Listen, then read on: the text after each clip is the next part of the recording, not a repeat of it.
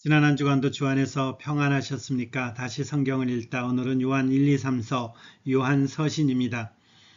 들녘을 나가보면 어느덧 벼가 누렇게 변해가는 모습들이 보였습니다.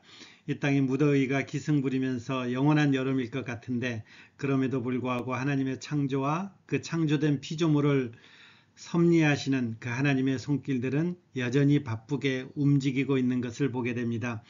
이 하나님이 일하시는 이때에 눈을 들어서 그 하나님 창조 세계를 바라보는 것도 우리가 하나님을 찬양할 수 있는 계기가 될 것입니다. 하나님을 찬양하고 그리고 하나님의 말씀의 맛을 통한 그 은혜와 감격의 시간이 늘 여러분의 삶 가운데 넉넉히 임하기를 기원하며 축복합니다.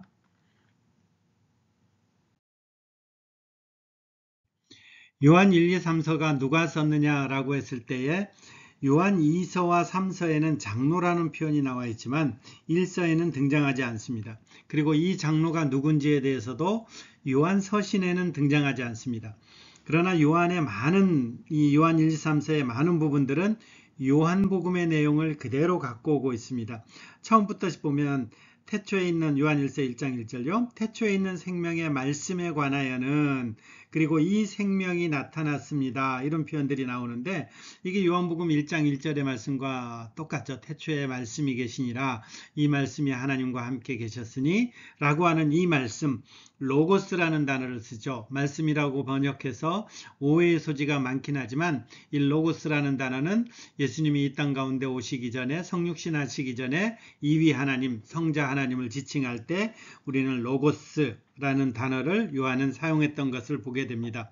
그리고 이제 요한일서의 많은 부분들이 보면 요한복음 13장에서 17장의 그 예수님의 마지막 설교 이것들을 이제 다시 한번 상기시키면서 우리가 그것에 대해서 들었잖니 우리가 그것에 대해서 알고 있다 우리가 그것에 대해서 이제 충실하자 이런 내용들을 이제 요한 1, 2, 3서에 등장하고 있는 거죠. 그런 의미 속에서 우리는 이 요한 1, 2, 3서의 저자가 누굽니까 했을 때 요한이다 이렇게 우리는 이렇게 하고 있습니다.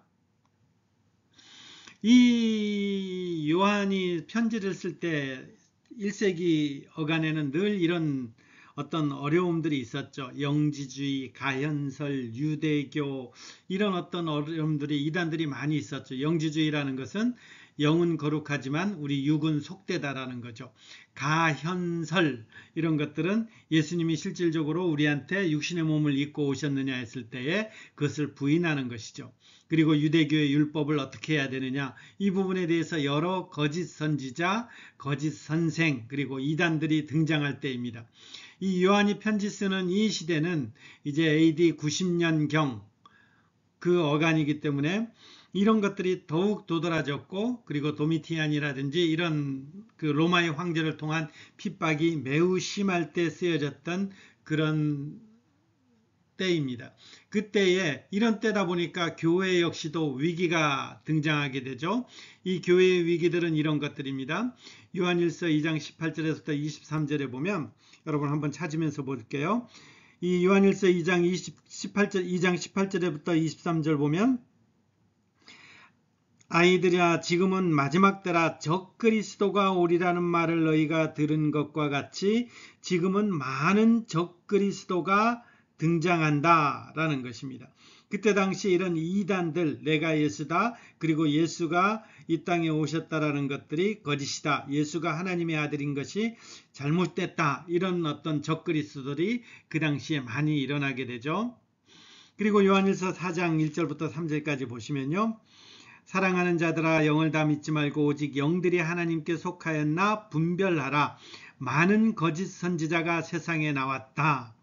이 거짓 선지자가 세상에 나와서 하는 것은 4장 2절에 보면 이로써 너희가 하나님의 영을 알지니 곧 예수 그리스도께서 육체로 오신 것을 시인하는 영마다 하나님께 속한 것이고 시인하지 아니하는 영마다 하나님께 속하지 아니했으니 이것이 적그리스도다라는 거죠.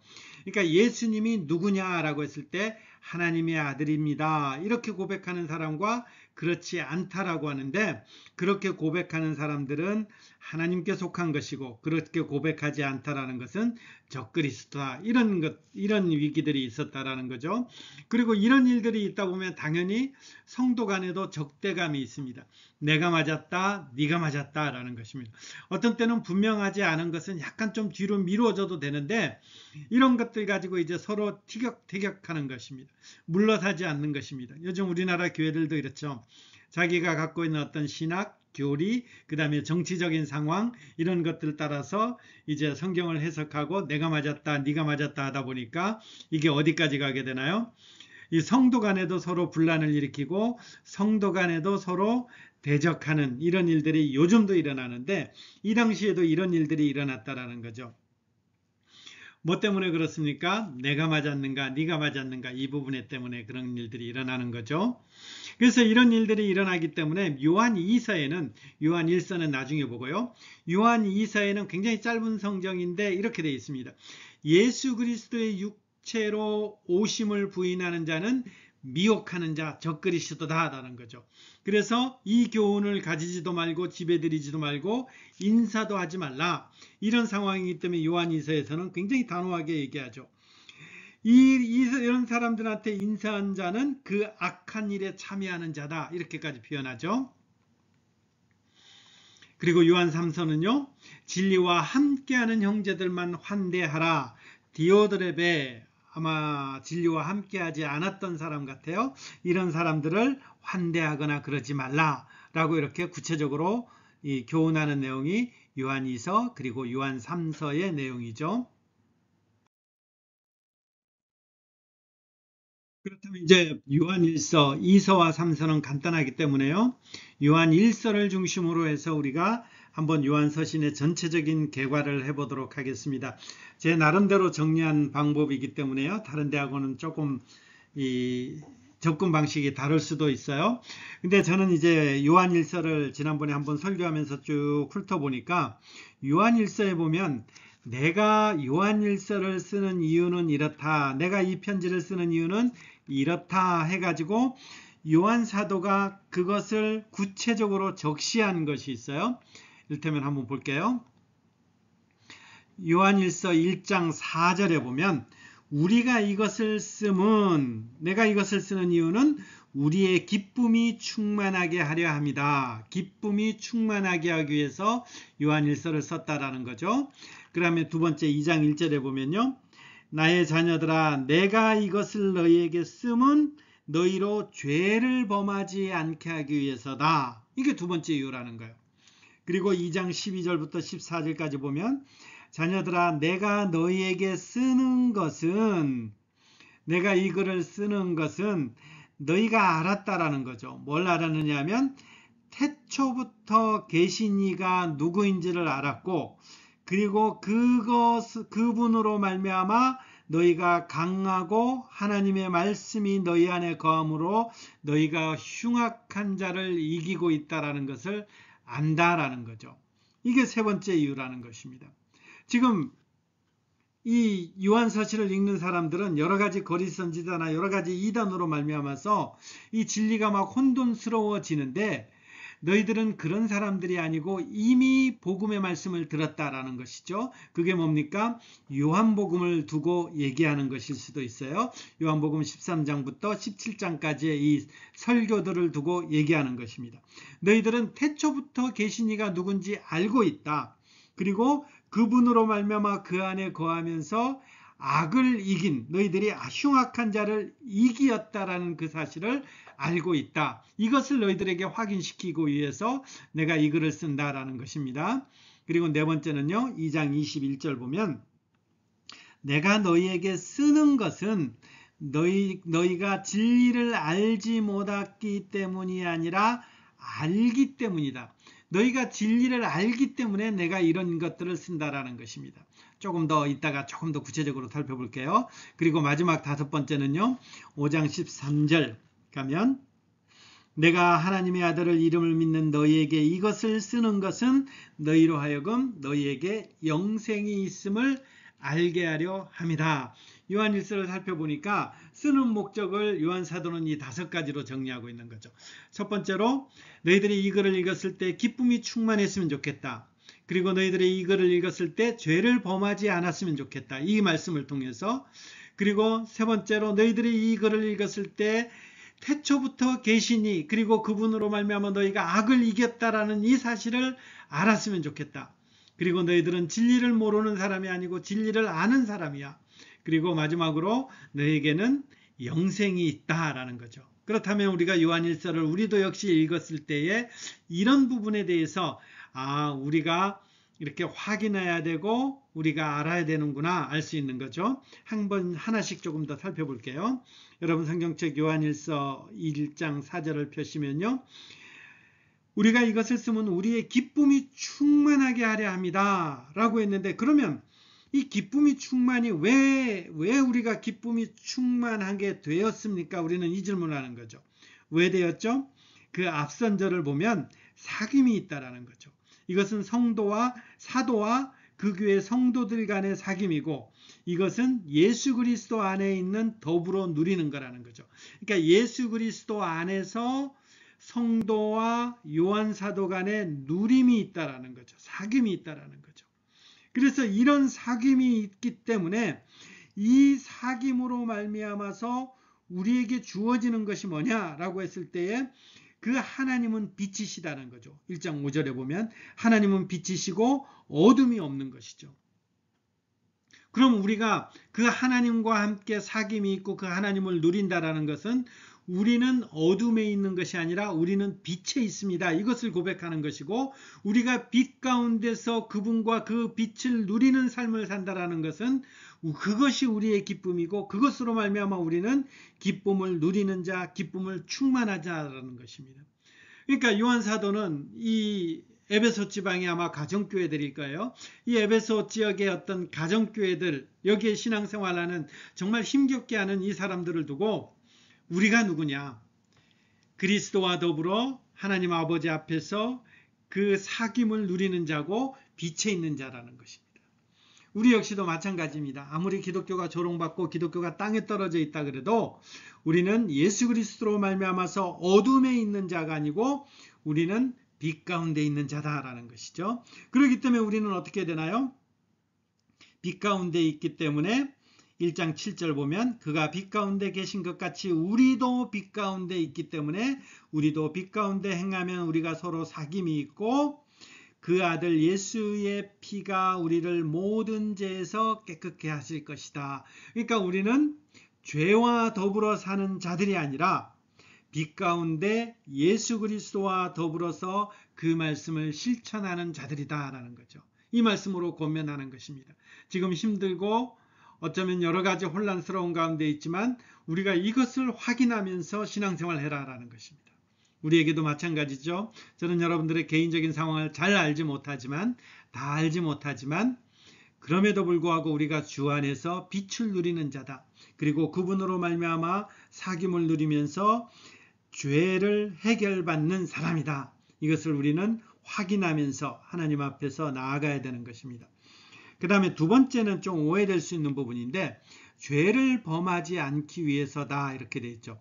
여러분, 예수 믿는다고 죄를 범합니까? 안 범합니까? 우리는 죄를 범하죠. 그러면 지금 요한 서신을 쓰는 이유가 죄를 범하지 않는다라고 했을 때에 이것은 무슨 말입니까? 이 요한일서를 읽다 보면 이런 표현들이 굉장히 좀 강하게 나와요. 이를테면 3장 6절에 보면 그 안에 거하는 자마다 범죄하지 아니한다. 여러분, 죄를 지으면 뭐예요? 하나님 안에 속한 자가 아니다라는 것입니다. 그 다음에 3장 9절에도 보면 하나님께로부터 난 자마다 죄를 짓지 아니하나니 왜냐하면 하나님의 씨가 그의 속에 거하며 그도 범죄하지 못하는 것은 하나님께로부터 났음이라. 그러니까 하나님께로부터 난 자는 죄 안 짓는다라는 거예요. 그럼 이거 굉장히 당황스럽죠? 저와 여러분들은 죄 짓나요? 안 짓나요? 짓게 되죠.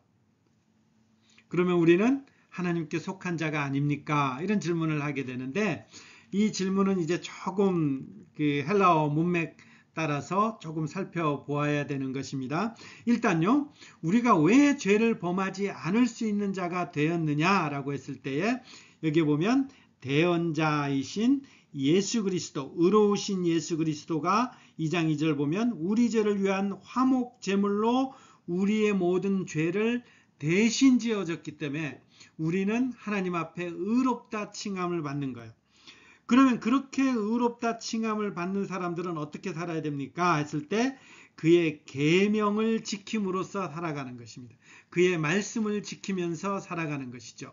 그의 말씀을 지킨다라고 했을 때에 이것은 온전하게 되는 것입니다. 2장 9절 보면 누구든지 그의 말씀을 지키는 자는 하나님의 사랑이 참으로 그 속에서 온전하게 되는 것입니다. 그런 것으로 말미암아서 우리가 예수 그리스도 안에 있는 것들을 확인하게 됩니다. 이렇게 되는 거죠. 죄라는 것이 우리 속에 가득했는데 예수 그리스도로 말미암아 우리 죄를 다 해결받았습니다. 그럼 우리는 어떻게 살아야 됩니까? 하나님의 말씀, 계명을 지키면서 우리가 주님 앞에서 온전해야 되는 것, 완성, 성취되어 가는다라는 거죠. 그리고 이 과정 가운데 우리는 예수 그리스도가 누군지 알아가는 자들입니다. 이렇게 되는 거죠. 그럼 아까 죄 안 짓는다라는 것은 무슨 뜻입니까? 했을 때 죄 안 짓는다라는 것은 반복적이고 습관적인 죄를 말하는 것입니다. 내가 죄를 지어도 괜찮거니 하는 이런 것들을 말하는 것입니다. 하나님 앞에 이렇게 예수 그리스도로 말미암아 대속함을 받은 사람들은 이 죄 씻음이 나로 말미암은 것이 아니구나라는 것을 고백하기 때문에 이 인생길 가운데 죄를 미워하게 되고 죄를 멀리하게 되고 죄를 지었을 때 아파하면서 주님 앞에 회개하게 된다는 것이죠. 이것이 구원받은 자들의 특징인데 구원받았음에도 불구하고 죄를 지을 때 오히려 편안하고 죄를 지을 때 전혀 마음에 어떤 안타까움이나 이런 것들이 없고 그런다면 이것은 예수님을 믿지 않는 자와 똑같아 그리스도께 속하지 않은 자다. 이렇게 말할 수 있다라는 것입니다. 그렇기 때문에 이 예수님으로 말미암아서 죄 안 짓는다라고 하는 것은 영원한 사망에 이르는 이 죄는 우리에게 더 이상 없다라는 것이고 그리고 반복적이고 습관적인 그런 죄들을 계속해서 짓지 않는다. 이것이 예수 믿는 사람, 구원받은 사람의 특징이다. 이렇게 되는 것이죠. 그렇기 때문에 요한서신을 읽는 사람들은 어떻게 해야 되나요? 죄 지을 때마다 안타까움 가운데 하나님 앞에 회개하면서 그러면서도 대언자이신 의로우신 그리스도를 바라보면서 용서의 그 경험, 그 은혜를 맛보아 알아가도록 하는 것이죠. 그리고 세 번째는요.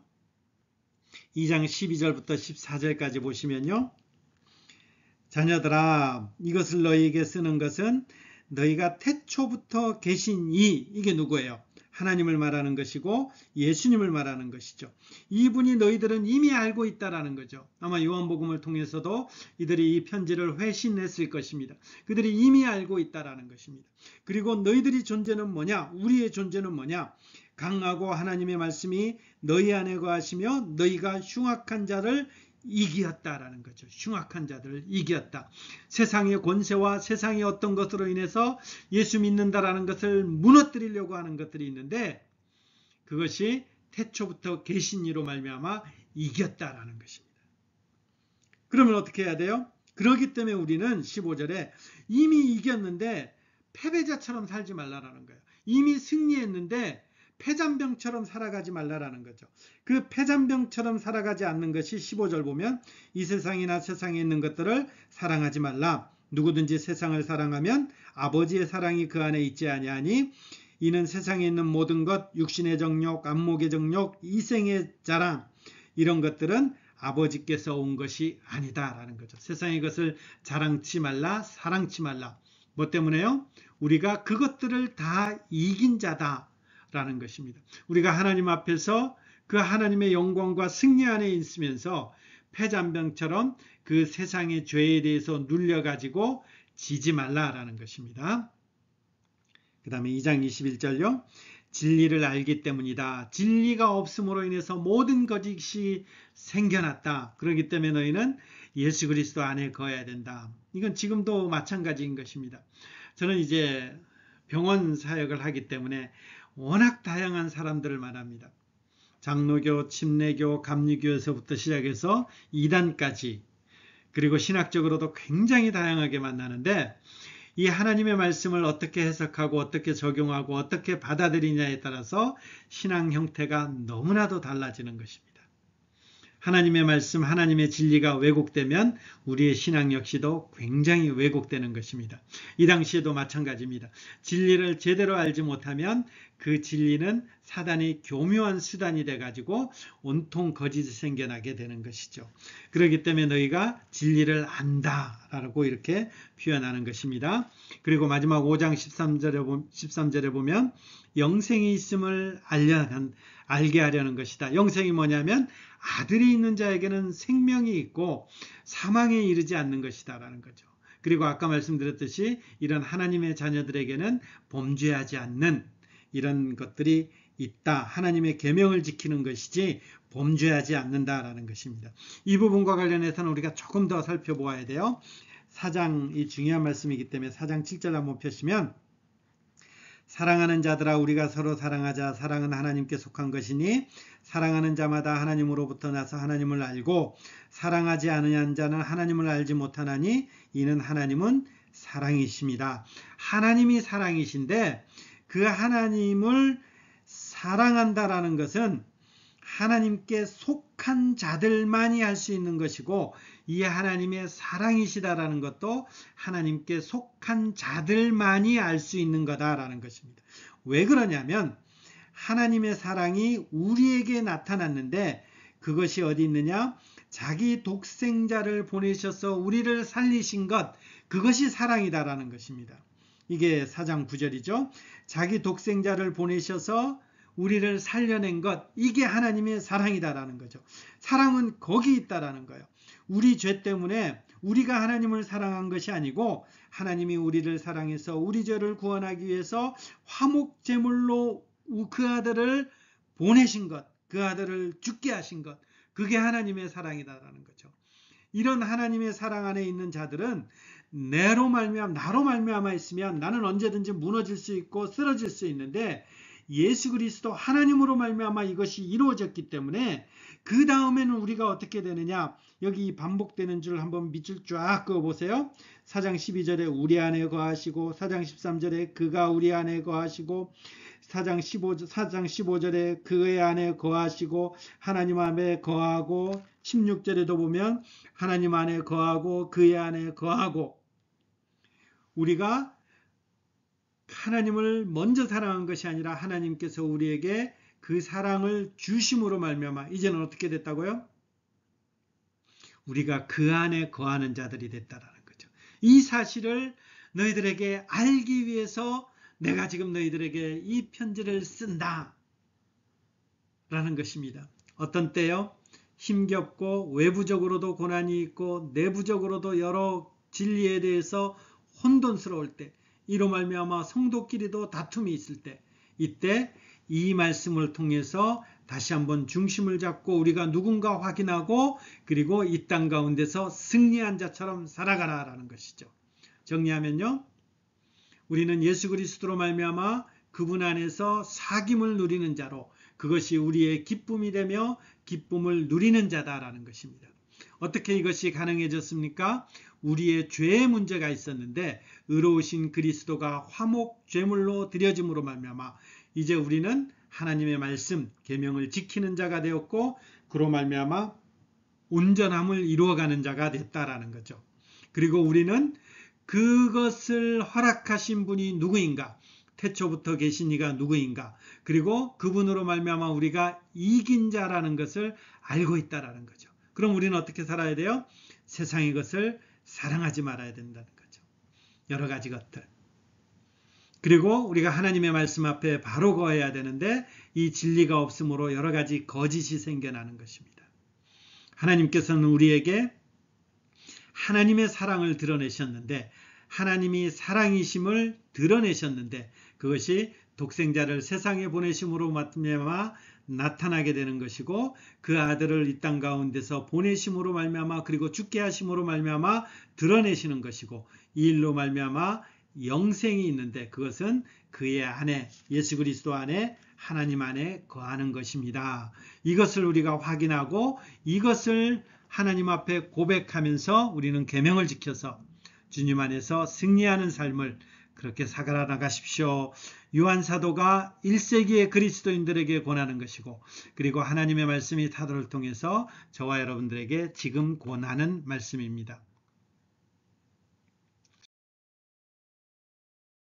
오늘 마지막 말씀은 이거로 하죠. 사랑하는 자들아, 우리가 서로 사랑하자. 사랑은 하나님께 속한 것이니 사랑하는 자마다 하나님을 알고 사랑하지 아니하는 자는 하나님을 알지 못하나니 이는 하나님은 사랑이심이라. 이 하나님의 사랑이 여러분의 삶 가운데 누림으로, 기쁨 충만함으로, 영생을 확인하고 소유함으로, 계명을 지킴으로 잘 드러나며 나타나시는 그런 복된 저녁, 그리고 신앙 여정 되시기를 기원하며 축복합니다.